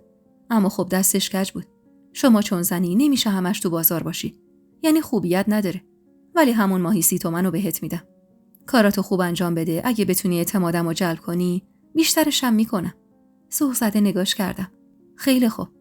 واسه قالی بافتنم اول بهم بگو ببینم نقش ترکی میزنی؟ من تازه کار بودم و چیزی از این حرفا سرم نمیشد. ولی دلم نمیخواست این کارو از دست بدم. واسه همین گفتم هر نقشه ای بدین بلدم بزنم. الله اکبر بابام جان. اون وقت که میگن باید نمونه کار بیاری واسه الانه. خب اصل کارت چجوریه؟ این فرشا رو ببین بابام جان. هر کدومش مال یه طرف ایرانه. مثلا این ترکه. این بختیاریه. نگاهم به حرکت دستای حاجی بود که داشت دونه دونه فرشا رو نشونم میداد. نگاهم روی یکی از فرشا ثابت موند. درست این فرشایی بود که ننه آفتاب میبافت. با همون طرح و رنگ و نقشه. به همون ظرافت و قشنگی. من بختیاری میبافم حاجی. عین همین که بهش اشاره کردی. بابام جان، تو ترکی. پس چرا بختیاری میبافی؟ یهو قالب توهی کردم. اما سری خودم رو جمع کردم و گفتم آخه من قالی بافی رو از یکی از همسایه هامون که بختیاری بود یاد گرفتم. وگرنه اصلا بلد نبودم. آخه مادرم هم بلد نبود. حاجی دستی به ریشش کشید. عیبی نداره دخترم. هرچند که اگر ترک میبافتی بهتر بود. چون ما اینجا قالی بختیاری زیاد واسمون میاد. اما قالی بافت ترک نداریم. ولی بازم عیبی نداره. ببین دخترم، من بهت نقشه میدم. تو عین اون طرح بزن. آخر کار خودم با یه قیمت خوب ازت میخرمش. فقط خواهشاً تمیز درش بیار بابام جان. نفس عمیقی کشیدم و از جام بلند شدم. حاجی همه حرفایی که زده بود و روی کاغذ نوشت و مهر حجره رو جلوی دهنش گرفت و ها کرد و پای ورق کوبید. بیا بابام جان، بیا یه امضا بزن ببینم بلدی. با دستای لرزون پای ورق رو امضا کردم. باورم نمیشد که تونستم یه کار خوب پیش یه آدم شریف پیدا کنم. حداقل که ظاهر شریف میزد. حاجی خیلی اصرار کرد که یه مقدار پول بهم بده تا بتونم خریدای اولیه رو انجام بدم. ولی قبول نکردم. یه راست رفتم یه دار قالی و هر چی لازم بود خریدم. دم ظهر بود و توی بازار بوی چنان کبابی پیچیده بود که آدمو مست میکرد. دلم میخواست با گرفتن چند تا سیخ کباب دل سام رو شاد کنه. دودی که از منقل کبابی ته بازار بلند شده بود نشون میداد منبع این بوی خوش از کجاست. 3 تا سیخ کباب با 2 تا نون تازه و چند تا گوجه شد سهم عالی خونه از خوشحالی اون روز من. وقتی رفتم خونه و ماجرا رو با سگلی تعریف کردم، هی غر زد به جونم که پول کمی بهت میده و با این 1 قرون 2000 پول نمیتونی کاری از پیش ببری. اما من در جواب غرغراش فقط سکوت کردم. قبول داشتم که پول کمی بود، ولی حاضر نبودم به خاطر به دست آوردن پول زیاد تن به هر کاری بدم. ترجیح میدادم بیشتر کار کنم، ولی روح احمدم در آرامش باشه و پول حلال سر سفره بچه‌هام بیارم. دار قالی رو یه گوشه از مطبخ گذاشتم تا وقتی که بچه‌ها خوابن صداش اذیتشون نکنه. حس خوبی بود این که میتونستم روی پای خودم بایستم و بدون منت کسی بچه‌هامو بزرگ کنم. قرار بود 1 شنبه ها و 5 شنبه ها از صبح تا عصر برم حجره کمک حاجی. هم حجره رو تمیز کنم، هم فرشایی که نیاز به رفو داشتن رو رفو کنم و باقی روزم تو خونه قالی ببافم. اوایل خیلی سختم بود بدون کمک کسی از روی نقشه‌های پرپیچ و خمی که حاجی داده بود بهم قالی ببافم. آخه من توی عمارت معجبین و گلنسا رو داشتم و ننه آفتابو. اما حالا تک و تنها خیلی سختم بود، مخصوصاً که حاجی خیلی تاکید کرده بود که کار تمیز ازم میخواد. روز اول رج اولو 1000 بار بافتم و شکافتم و دوباره از نو شروع کردم. نوک انگشتام سابیده شده بود، ولی شوق و اشتیاق کار کردنی که تو دلم بود نمیذاش خستگی و درد رو حس کنم. وقتایی که گلی میرفت بیشتر وقتم صرف بچه‌ها میشد. واسه همین روند قالی بافیم خیلی کند پیش میرفت. 3 روز بود که کارمو شروع کرده بودم و آخر هفته واسه اولین بار رفتم حجره رو تمیز کنم. خدا رو شکر هیچ فرشی واسه رفو کردن نیورده بودن، وگرنه حسابی سنگ رو یخ میشدم. چون الکی به حاجی گفته بودم که بلدم همه کاری کنم. وقتی توی حجره با شال صورتمو پوشوندم و چادرمو بستم به کمرم و شروع کردم به جارو زدن، نگاه کاسبا و کارگرای بازار دیدن داشت. یه جوری از حجره هاشون زده بودن بیرون و همدیگر رو خبر می‌کردن انگار که غول 2 سر دیده بودن. حسابی معذب بودم و سرمو گرم کارم کرده بودم تا کمتر اذیت بشم. اما وقتی جارو زدنم تموم شد سر بلند کردم، دیدم دم حجره کیپ تا کیپ آدم وایساده و زل زدن بهم. اونقدر با دیدنشون هول کردم که جارو رو انداختم کناری و چادرمو از کمرم باز کردم و حاجی رو که رفته بود تو پس توی ته حجره صدا زدم. چند تا از جوونا وقتی دیدن دارم حاجی رو صدا میزنم دمشون رو گذاشتن رو کولشون و فرار کردن. ولی خب هنوز یه عالمه پیرمرد جا افتاده و ریش سفید دم حجره منتظر بودن تا حاجی بیاد و واسهشون توضیح بده دلیل حضور یه زن جوون تو محل کسب و کارش چیه. حاجی تفلک وقتی اومد و چشمش به جمعیت افتاد اخماشو کشید تو هم و با سر بهم اشاره کرد که برم ته حجره. دلشوره که بدی افتاده بود به جونم. میترسیدم این جماعت با این کارشون یه کاری کرده باشن که من از اون خوردم بیافتم. حقم داشتن. اون زمونا اصلاً بشه خوبی نداشت و باب نبود که یه زن توی بازار چه کار کنه. اونم چی؟ یه زن جوون به سن و سال من. تمام مدتی که حاجی داشت اونا رو قانع می‌کرد من از اضطراب و نگرانی تمام ناخنای دستمو جویده بودم. نگران بودم. نگران کاری که راحت به دستش نیورده بودم و حالا به خاطر کوته فکری این جماعت کم مونده بود از دستش بدم. شاید 2 ساعتی طول کشید تا بحثشون تموم بشه. حاجی با یه صورت خسته و کلافه اومد طرفم. هر چی التماس و دلم جمع شده بود ریختم تو چشمام تا به پاکی رو نریزه رو دستم و عذرمو نخواد. نفسشو با صدا بیرون داد و نشست روی فرشای تا شده ته حجره. ای خدا، از دست این جماعت تنگ نظر کوته فکر. دلم سوخت واسه حال مستصل و نگرانش. اون به خاطر من تو این شرایط گیر کرده بود. حاج مرتضی، به خدا روم سیاهه. شرمنده‌تونم. حالا حتما پیش خودشون کلی فکرای بد میکنن درباره شما. دختر، روسیایی از خدا نیاد. این حرفا چیه میزنی؟ قاضی اونه. پیش اون رومون سیاه نباشه بسه. ناراحت سرمو انداختم زیر. دخترم، این جماعت خیال میکنن چون تا الان خودشون تو بازار کار کردن، هیچ زنی حق نداره اینجا یه لقمه نون در بیاره. اما پس تکلیف اون بدبختی که سایه هیچ مردی بالا سرش نیست چیه؟ سرشو بساره زمین بمیره. خدا رو خوش نمیاد. به مولا که خدا هم راضی نیست به این همه سخت گرفتن. در حالی که بغض نشسته بود تو گلوم نگاش کردم. چقدر شیرین حرف میزد. درست این خان بابا. فقط بابام جان، گرگ زیاده تو این دوره زمونه. نعوذ بالله، به زن شوهردارم رحم نمیکنن. چه برسه به یه زن جوون برورودار که شوهرش مرده. من گفتم تو شوهر داری ولی ناقص شده. گفتم افتاده تو رخت خواب. تو هم واسه خرج دوا درمونش مجبوری کار کنی. بابام جان، نذار کسی تو بازار بفهمه بیوه‌ای.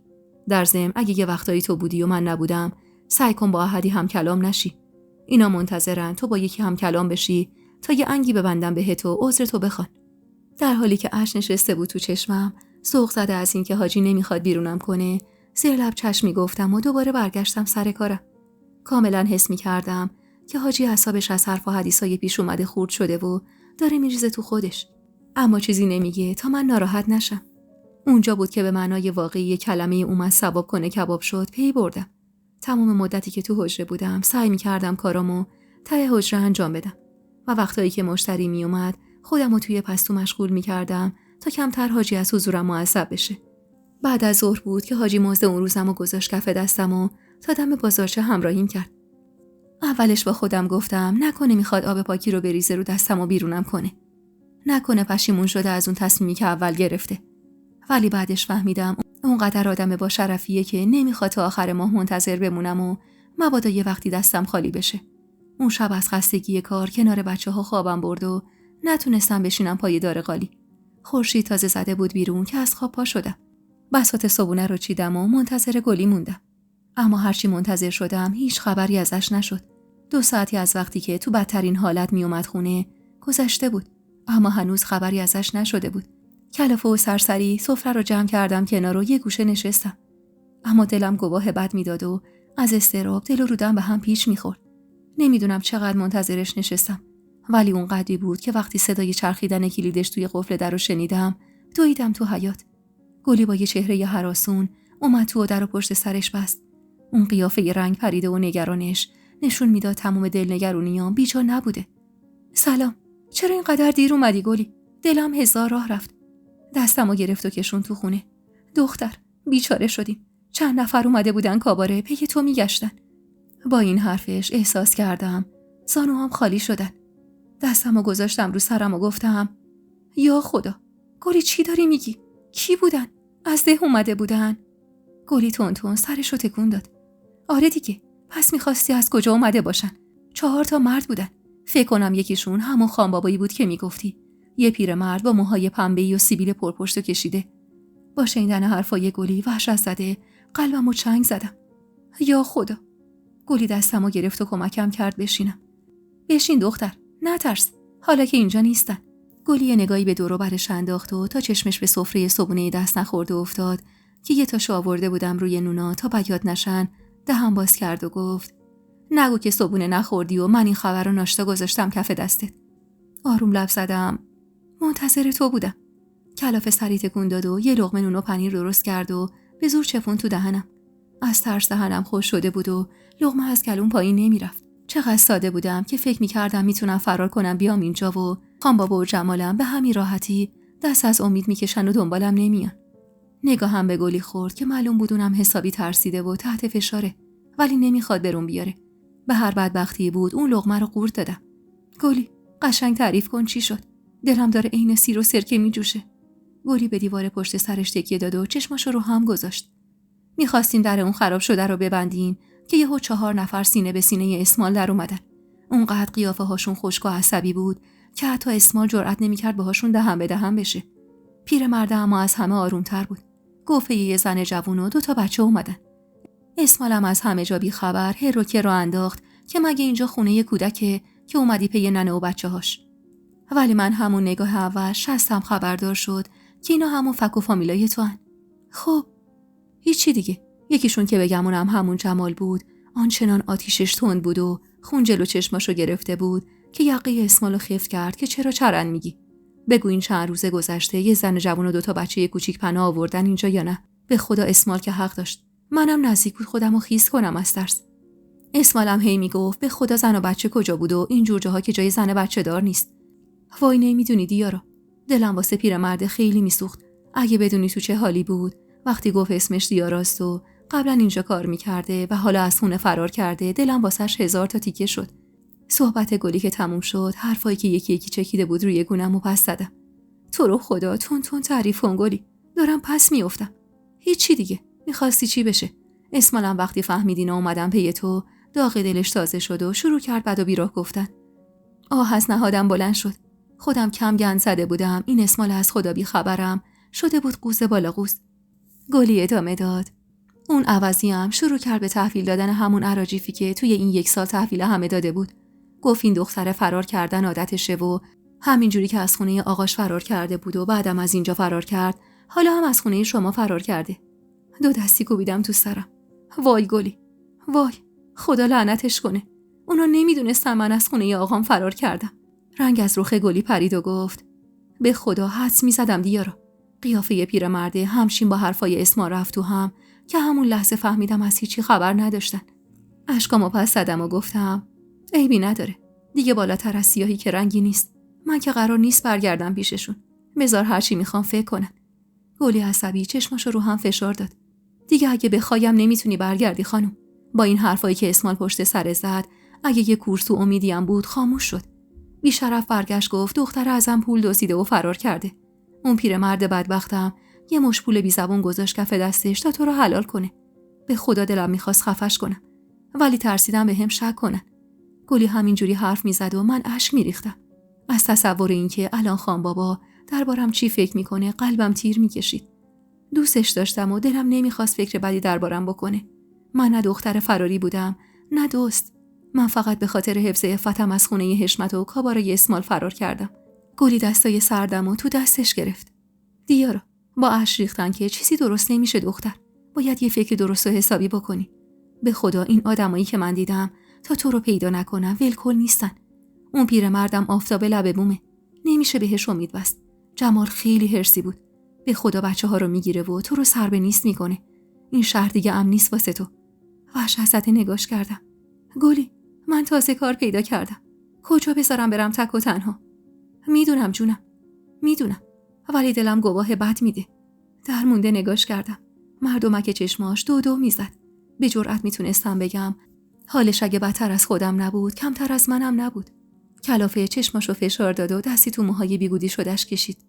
ببین دیارا، من آدمیم که تا دیروز بهت میگفتم برگرد. ولی حالا میدونم که اگه برگردی زندت نمیذارن. تنها فکریم که به مخ پوچم میرسه اینه که از این شهر بری. کلافه و سردرگم نگاش کردم. چی میگی گلی؟ کجا برم؟ من جز تو کسی رو ندارم که برم. به کی پناه ببرم با 2 بچه؟ گلی وقتی حال بدمو دید بی خیال ادامه بحث شد و سرمو کشید تو بغلش. حس بدی داشتم. یه چیزی ته دلم میگفت مزاحم زندگی شدم و درد سر واسش درست کردم و اون میخواد از سرش بازم کنه. حسی که باعث شد دیگه تو اون خونه مثل قبل آرامش نداشته باشم و اتفاقای بعدش بیشتر به اون حسم دامن زد.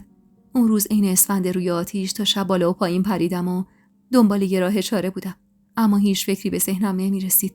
آخه کجا میرفتم؟ به کی پناه میبردم؟ باید دست از کاری که با 1000 دوز و کلک گیر آورده بودم میکشیدم. با یادآوری دروغایی که با حاجی گفته بودم استرابم 2 چندان شد. دم غروب بود که دیدم گلی برعکس همیشه شروع کرد به آرایش کردن. با تعجب نگاش کردم. یه پیراهن کوتاه پوشیده بود و موهای خرمایی رنگ صافش رو که تا گودی کمرش میرسید و خیس کرده بود تا فر بیگودی‌های دیشبش باز بشه.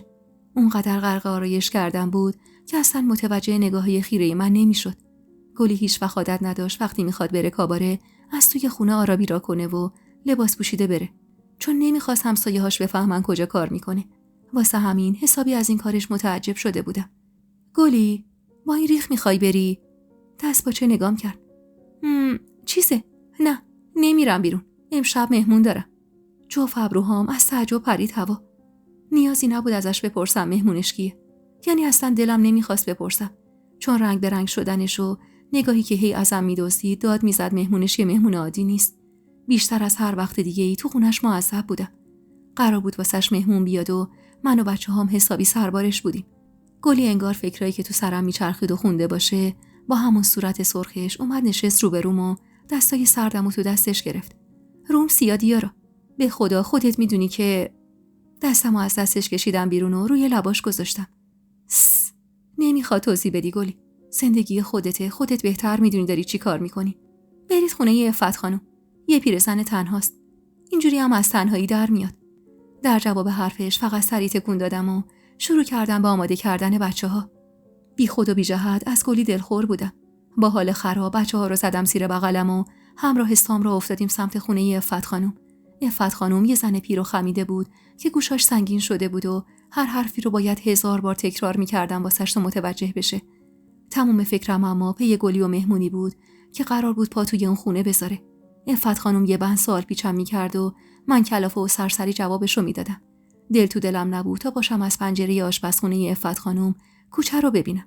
هوا تاریک شده بود که طاقتم تاق شد و همونجور که بلند جواب سوالای عفت خانم رو میدادم، رفتم سمت پنجره کوچیکی که از بس باز نشده بود زنگ زده بود و به سختی باز میشد. با یه فشار به دستگیره پنجره با صدای بدی باز شد. یه حسی اما ته دلم میگفت بی خیال دیارا، نمیخواد نگاه کنی. چرا سعی داری با کنجکاویات حال خودتو بدتر کنی؟ اما نتونستم به شیطون غلبه کنم و خودمو پشت پنجره کوچیک جا دادم. کوچه تاریک بود و جز سیاهی و چراغ کم سوی خونه ها چیزی نظرمو جلب نمی‌کرد. ناامید شدم و خواستم پنجره رو ببندم و برگردم پیش بقیه که صدای پیچیدن اتولی توی کوچه به گوشم خورد. خونه گلی توی یکی از محله‌های پایین شهر بود و اکثر همسایه‌ها وضع مالی خوبی نداشتن و تقریباً میشه گفت هیچ کسی توی اون کوچه اتومبیل نداشت. همه یا پیاده میرفتن پی کاراشون یا یه دوچرخه سوار در رفته زیر پاشون بود. دیگه تهش اگه یکی یه ذره وضعش بهتر بود یه موتور داشت که موقع روشن شدنش کل محله رو دود برمی داشت. نور چراغای جلوی اتومبیل چشممو میزد. ولی وقتی دیدم راننده به طرز مشکوکی اتولش رو ته کوچه پارک کرد و پیاده شد، کنجکاویم گل کرد. اتومبیلش درست زیر پنجره پارک شده بود. یه فولکس مشکی رنگ تمیز و براق. با دقت به راننده نگاه کردم که همون جوری که از ماشین پیاده میشد دور و برش رو میپایید. قلبم تون تو سینم میکوبید. پشتش بهم بود. ولی مدل موهایی که توی اون دور زمونه کمتر مردی با اون سن و سال حاضر میشد بزنه نشون میداد مهمون گلی کسی نیست جز اسمال آقا. حالم بد بود، بدترم شد. اسمال عینه یه دوز دور و برش رو نگاه میکرد که مبادا کسی غافلگیرش کنه. تو اوج ناامیدی تو دلم به خدا التماس میکردم که اشتباه کرده باشم و مهمون گلی اسمال نباشه. وقتی رسیدم در خونه و بدون زنگ زدن دست کلید انداخته رو باز کرد، عرق سرد نشست رو تنم. صدای گلی تو گوشم زنگ خورد. دیارا، من میرم، تو در رو پشت سرم قفل کن. تموم این مدت تو خونه‌ای زندگی میکردم که اون مردی که رفت و آمد داشته. نفسم بالا نمی اومد.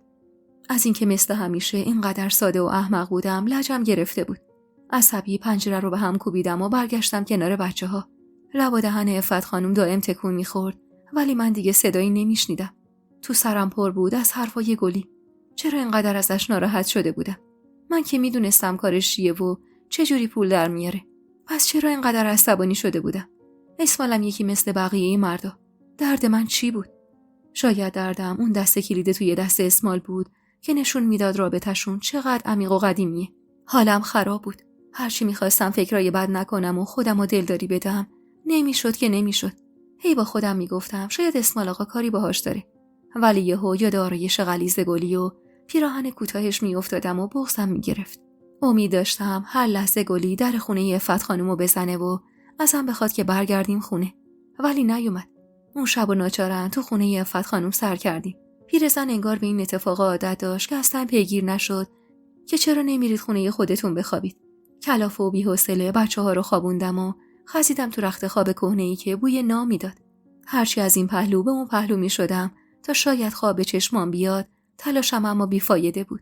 تمام فکرم پیش اون خونه و گلی و کاری که با هم کرده بود گیر بود. تا جایی که نتونستم طاقت بیارم و پاورچین جوری که کسی رو بیدار نکنم رفتم سراغ پنجره. همون جوری که سعی می‌کردم پنجره رو بی صدا باز کنم، خدا می‌کردم اتول اسمال تو کوچه نباشه. فقط خدا میدونه چقدر نذر و نیاز کردم، ولی بیفایده بود. با دیدن فولکس مشکی و تمیزی که زیر پنجره پارک شده بود، چند تا فحش آبدار نثارش کردم و برگشتم تو رخت خوابم. تا صبح اما مثل تمام شبایی که فکر و خیال میومد سراغم چش رو هم نذاشتم و همش تو خیالم گلی رو محاکمه میکردم. از دستش عصبی بودم و خودم رو میخوردم که چطور تا الان شک نکرده بودم. چطور تونستم تو خونه‌ای که اون کثافت سرش رو روی بالش میذاره بچه‌های دست گلمو بخوابونم. هی به خودم دلداری میدادم دیارا هرس نخور، تو خبر نداشتی که، پس عیبی نداره. ولی بیفایده بود. سرم داشت از هجوم افکار بد میترکید. هوا هنوز تاریک بود که صدای روشن شدن اتومبیل رو شنیدم. سرمو تو بالش فرو کردم تا نشنوم صدای دور شدن اتومبیلشو. مردی که این یه دزد ناموس تو تاریکی فرار کرد تا چشم کسی بهش نیفته. هوا که روشن شد پا شدم و رخت خوابمو جمع کردم و بساط صبونه رو واسه عفت خانم آماده کردم. اما دیگه دلم نمیخواست برگردم به اون خونه. دوست نداشتم بچه‌هام زیر اون سقف بزرگ بشن. از دست گلی ناراحت بودم، ولی دلم هم واسش میسوخت و بیشتر از اون دلم برای پسرش میسوخت. طفل معصوم چه زندگی تلخی داشت. میدونستم گلی از سر دلخوشی این کارو نکرده، ولی خب دست خودم نبود. من از اون مرد متنفر بودم.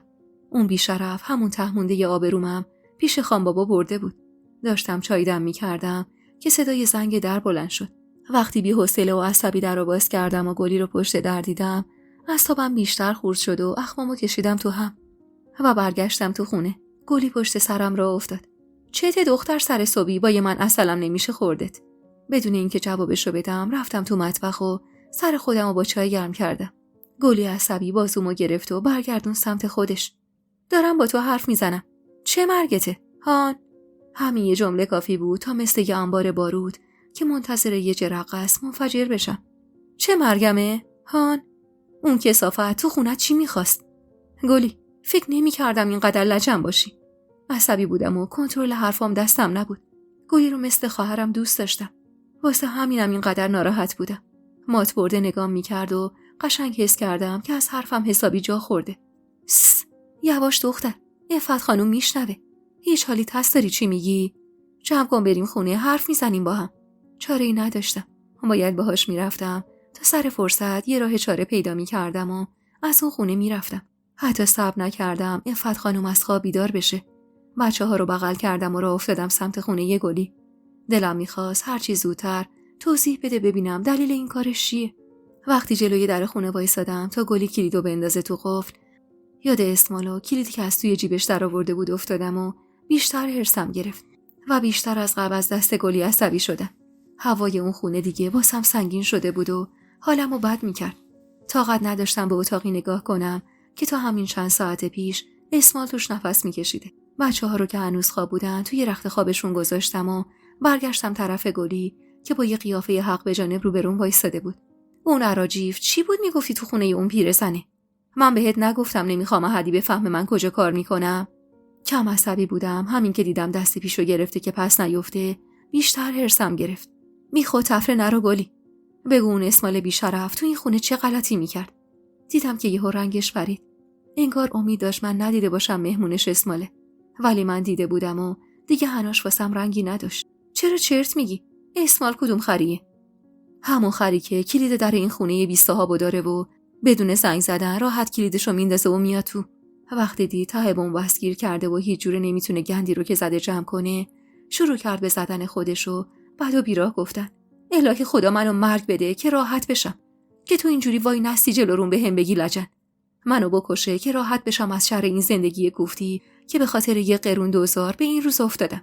خودشو میزد و موهاشو میکشید و گریه میکرد. همزمان باهاش گریه میکردم و سعی میکردم دستشو بگیرم، ولی زورش از من بیشتر بود. گلی، قربونت برم، غلط کردم، به خدا غلط کردم.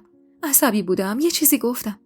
اونقدر از دستش عصبی بودم که کبودی‌های روی بدنشو ندیده بودم. تمام بازوها و گردنش کبود شده بود. قلبم تیر کشید و به سختی کشیدمش توی آغوشم. گلی، غلط کردم. به خدا نادونی کردم. ببخش منو. تو بغلم آروم گرفته بود و میونه حقیق گریه هاش نالید. اون کثافت مریض به خاطر اینکه بذاره بمونم تو کاباره ازم باج میگیره. میگه پیر شدی، مشتریا نگاتم نمیکنن. بغضم شکست و پا به پاش اشک ریختم. واسه بخت بد جفتمون. واسه سرنوشتی که معلوم نبود جاهای خوبش کی قسمت ما میشه. گلی بی هوا خودشو ازم جدا کرد. دست به من نزن. من لجنم. من کثیفم. خجالت زده ازش فاصله گرفتم. گلی، قربونت برم. ببخشید به خدا. از دهنم در رفت. وقتی دیدم اون عوضی کلید خونه رو داره، دیگه خون به مغزم نرسید. انتظار داشتم واسم توضیح بده که چرا کلید خونه رو داشته. ولی نداد و به حالت قهر پا شده رفت توی مطبخ. کلافه از سردردی که از دیشب عمونمو بریده بود، پا شدم کمکش بساط صبونه رو آماده کردم و جفتمون توی سکوت مطلق کنار هم صبونه خوردیم. اون اتفاق اما باعث شد بین من و گلی فاصله بیفته. فاصله‌ای که باعث شد تو اون خونه بیشتر از قبل احساس مزاحم بودم بکنم و نتونم مثل قبل باهاش زندگی کنم. اونم انگار که دیگه از بودن ما توی اون خونه راضی نبود.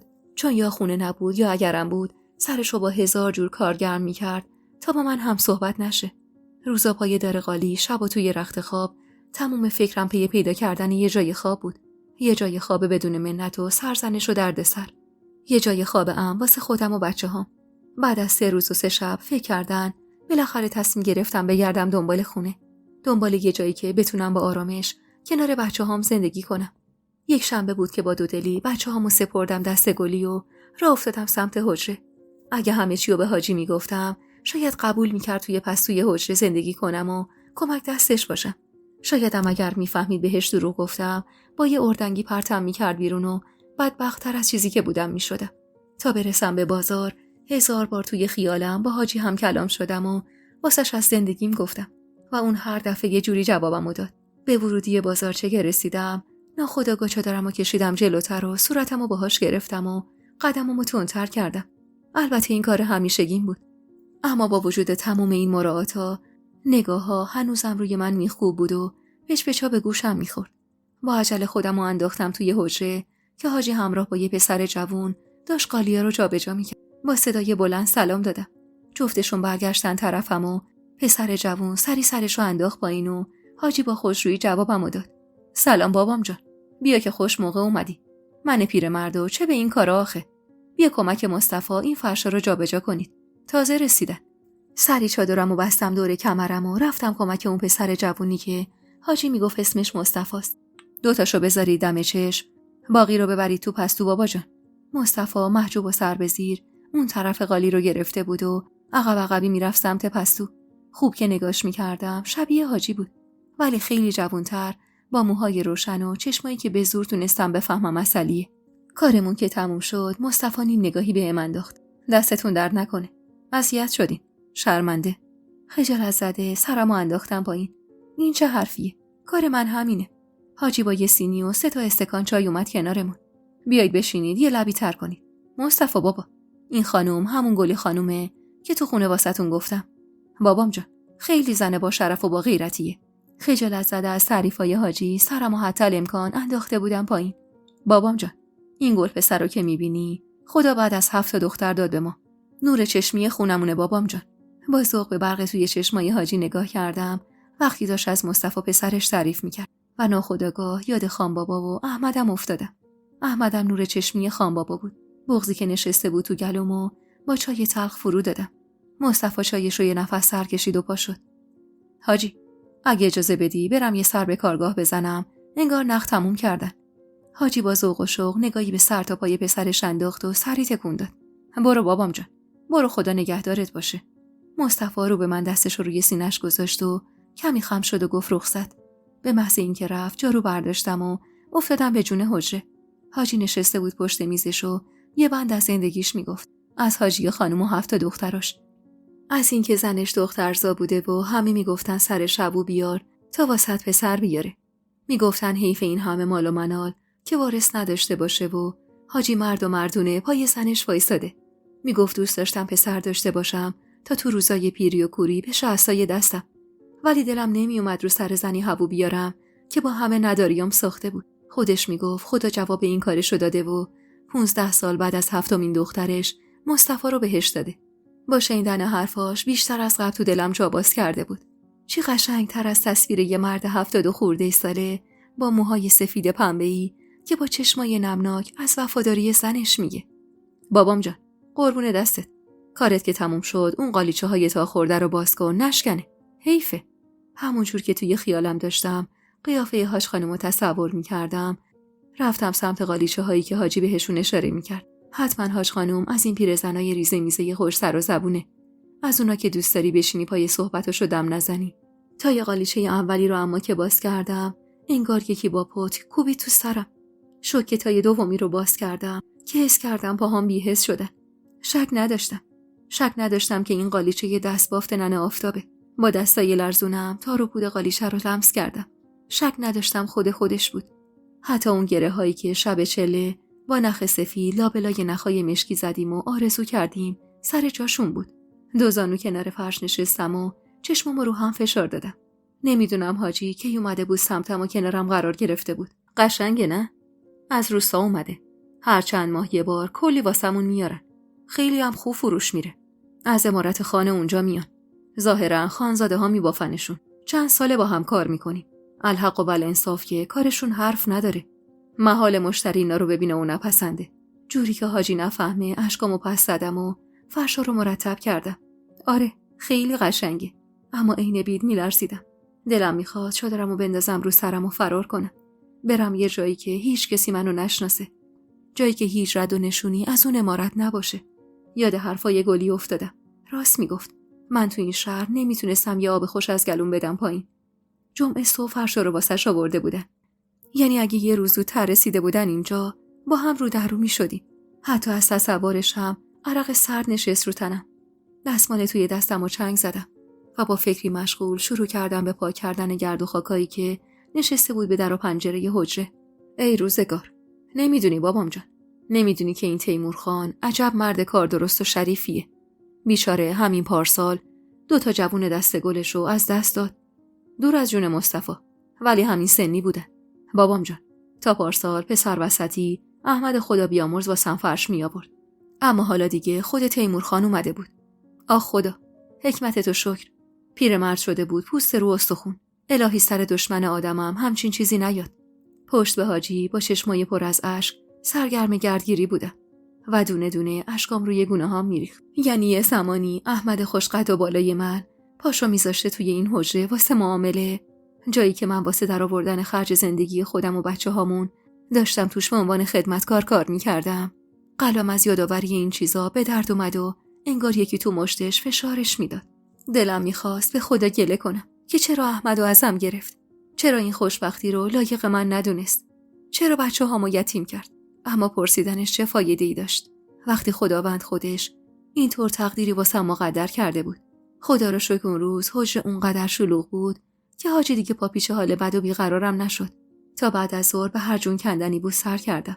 هر دفعه که مشتری جدید پاشو میذاشت تو مغازه، اما قلب من از جا کنده میشد و 1000 بار میمردم و زنده میشدم که مبادا جمال یا خان بابا باشن. بعد از ظهر چادرمو سر انداختم و سرسری از حاجی خداحافظی کردم و راهی خونه شدم. اونقدر اما فکرم مشغول بود که چند باری نزدیک بود اتومبیل زیرم کنه و خلاص بشم از شر این زندگی. خیر سرم امروز میخواستم با حاجی حرف بزنم و همه چیزو بهش بگم. شاید میتونست کمکم کنه. ولی وقتی فهمیدم جمال طرف حساب حاجیه و هر چند وقت یه بار میاد حجره، همه امیدم ناامید شد. اونجا دیگه جای من نبود. باید هرچه سریعتر از اون حجره میزدم بیرون. انگار خدا هم با هم سر لج افتاده بود که هر روز یه مشکل به مشکلاتم اضافه میکرد. از دست دادن جای خوابم کم بود که حالا باید قید کار کردن توی حجره رو هم میزدم. وقتی خسته و بی‌حوصله رسیدم خونه، گلی آماده شده روی پله نشسته بود و تا چشمش بهم افتاد از جا پرید. چقدر دیر کردی دختر؟ بدو برو، بچه‌ها خوابن. من رفتم. با دقت نگاش کردم. رنگ و رو پریده و بیحال بود. انگار که یه دردی داشت و ازم پنهونش میکرد. بدون اینکه منتظر جوابم باشه، رفت و در حیاط و پشت سرش به هم کوبید. طبق عادت همیشگی در رو از پشت قفل کردم و رفتم تو اتاق. بچه‌ها خواب بودن و بوی تاس کباب تو خونه پیچیده بود. از اینکه رابطم با گلی اونقدر شکراب شده بود، حسابی دلم گرفته بود. من و گلی جز همدیگه کسی رو نداشتیم که حالا اینجوری از هم دور شده بودیم. میدونستم از دستم دلخوره. منم ازش دلخور بودم. ولی نمیشد که تا آخرش همینجوری پیش بریم که. درسته زیاد محلم نمیذاشت، ولی همین که شام حاضر کرده بود و بساط سفره رو چیده بود، یعنی هنوز واسش اهمیت داشتم. اون روز با خودم تصمیم گرفتم وقتی برگشت بشینم باهاش حرف بزنم و از دلش درارم. این سکوت بینمون شده بود قوز بالا قوز واسم. از یه طرف فکرم درگیر حجه و حاجی و بیکار شدنم بود، از یه طرفم درگیر گلی و رابطش با اسمال و منی که قرار بود بی سرپناه بشم. تو این مدت انقدر بیخوابی کشیده بودم که حسابی آب رفته بودم و انگشتر رحمت توی انگشت دومیم چرخ میزد و من از ترس اینکه مبادا یه جایی از دستم در نیاد و گم بشه انداختم تو انگشت وسطی دستم. صبح زود قبل از اومدن گلی پا شدم بساط صبونه رو توی مطبخ چیدم. دلم میخواست هرچی کدورت بینمون هست و کنار بذاریم که اگرم قراره از این خونه برم با دل خوش برم. هرچی باشه گلی تو روزای سخت زندگی بهم پناه داده بود. نمیتونستم همینجوری ولش کنم. گلی وقتی برگشت و منو با روی بازپای سفره دید لبخندی بروم زد. آفتاب از کدوم طرف در اومده دیارا خانم؟ بالاخره قرار ما رو ببخشی؟ خجالت زده خندیدم و استکان کمرباریکشو پر از چای کردم. بیا بشین گلی. نون داغ کردم، یخ میکنه ها. وقتی روبروم نشست با دقت نگاش کردم. با اینکه ته مونده آرایش دیشب هنوزم روی صورتش بود، رنگ پریدگی و بیحالی صورتش تو ذوق میزد. خوبی گلی؟ چرا اینقدر رنگ پریده شدی؟ بغض توی گلوش مثل یه دمل چرکی بود که با حرف من سر باز کرد و شروع کرده گریه کردن. دیارا، خسته شدم از این زندگی کوفتی. کم آوردم. اگه به خاطر سام نبود تا الان 1000 باره خودمو خلاص کرده بودم. شوکه نگاش کردم. گلی آدمی نبود که اینجوری اشک بریزه و این حالش یعنی اوضاع روحیش اصلا خوب نبود. از اون سمت سفره اومدم این سمت و کنارش نشستم و سرشو کشیدم تو بغلم. میگذره گلی، میگذره جونم، غصه نخور. حرصی از هم فاصله گرفت. چی میگذره؟ تا خرخره رفتن من تو لجن میگذره؟ 4 روز دیگه که این بچه بزرگ شد مثل الان که راحت نیست. کافی از زبون یکی بشنوه من کجا کار میکنم. اون وقت دیگه توفم نمیندازه تو رو. دستم آروم بردم جلو و دستاشو تو دستم گرفتم. گلی، جان من آروم باش. اصلا بزن بیرون از اون خراب شده، بیا با هم کار کنیم. سخت هست ولی ما میتونیم. فکر کردی الکیه دیارا؟ این همه سال تو اون خراب شده با این و اون بودم. نصف مردای این شهر منو میشناسن. من دیگه ته خطم دیارا. حتی اگه دیگه اونجا کار نکنم همه منو به چشم یه بدکاره میبینن. تنم لرزید از حرفاش. حالش اصلا خوب نبود. به نظر من آدمیزاد حتی بدون آب و هوا و نونم زنده میمونه. ولی بدون امید هیچ وقت نمیشه زندگی کرد. گلی ته خط بود چون هیچ امیدی با آینده نداشت. تنم لرزید از حرفا و حال خرابش. یه فکری عین خوره افتاده بود به جونم که نکنه حال بدش به خاطر حرف من باشه. حرفی که من تو اوج عصبانیت زدم و اون خیلی به دل گرفت. گلی عین ابر بهاری اشک میریخت و میلرزید، جوری که حتی با بیدار شدن سامم آروم بشو نبود. سام از گریه های مادرش ترسیده بود و یه گوشه کس کرده بود. دلم واسش کباب شد. دستاشو گرفتم تو دستم و بوسه‌ای روش نشوندم. گلی، دورت بگردم. منو ببین، به خدا اگه تو نباشی من بیکس‌ترین آدم روی زمینم. من نه مادر دارم، نه پدر دارم، نه خواهر و برادری، نه حتی همسری. تو واسم همه چی بودی. تو روزای بیکسیم تو پشت و پناهم شدی. اگه تو نبودی خدا میدونه تا الان چه بلاهایی که سرم نیومده بود. نگام کن، من به تو نیاز دارم. سامم به تو نیاز داره. اگه تو نباشی تنهایی منو از با در میاره. من شاید بهتر از هر کسی حالش رو درک میکردم، چون یه زمانی پا توی این مسیر گذاشته بودم و حس و حال الانشو تا حدودی کشیده بودم. هرچند که گلی اوضاعش خیلی بدتر بود. اصلا قابل قیاس با من نبود. گلی حال آدمی رو داشت که نصف عمرشو توی راه اشتباهی سپری کرده و حالا واسه ادامه ی راه هیچ امیدی نداره. ادامه ی راهی که جز سیاهی و پوچی هیچی توش نیست. اما الان گلی به نور امید نیاز داشت. نور امیدی که بپاشه به زندگی سیاهشو، این حس کثیف بودن و از دلش بشوره و ببره. کاری که احمدم یه روزی در حق من کرده بود و حالا وقتش بود به شکرانه اون منم در حق گلی انجام میدادم. وقتش بود دستشو بگیرم و بکشمش بیرون از منجلابی که خیال میکرد دیگه هیچ راه فراری ازش نیست. هم به خاطر خودش، هم به خاطر طفل معصومش. نگاهم که به چشمای خیس از اشک سام افتاد، دلم کباب شد واسش. اون یه پسر بود و 4 روز دیگه که پشت لبش سبز میشد، غیرتش اجازه نمیداد این طور چیزی رو تاب بیاره. پس باید مادرش رو نجات میدادم تا آینده اون بچه هم نجات پیدا میکرد. انگار که حرفام روش بی تاثیر نبود، چون با همون چشمای خمار خیس اشکش سر زده بود بهم. میشنوی چی میگم گلی؟ من بهت نیاز دارم، تو هم به من نیاز داری. ما جفتمون به هم دیگه نیاز داریم تا خم نشیم زیر بار این زندگی و نشکنیم. گلی، امروز فهمیدم جمال طرف حساب حاجی مرتضاست و همین جمعه واسهشون فرش برده. گلی، با این حساب یعنی دیگه جای من اونجا امن نیست. نه تنها اونجا بلکه هیچ جای این شهر واسه من امن نیست. بیا با هم بریم از اینجا. گلی با دقت به حرفام گوش میکرد. وقتی ماجرای جمال و فروش قالیاب حجره رو شنید، نگاهش یهو رنگ ترس به خودش گرفت و گفت: دوستای عزیز و مهربونم، یک دنیا ممنونم که تا پایان این قسمت همراه هم بودید و خوشحال میشم اگه نظراتتون رو در مورد این قسمت توی کامنت ها با ما به اشتراک بذارید.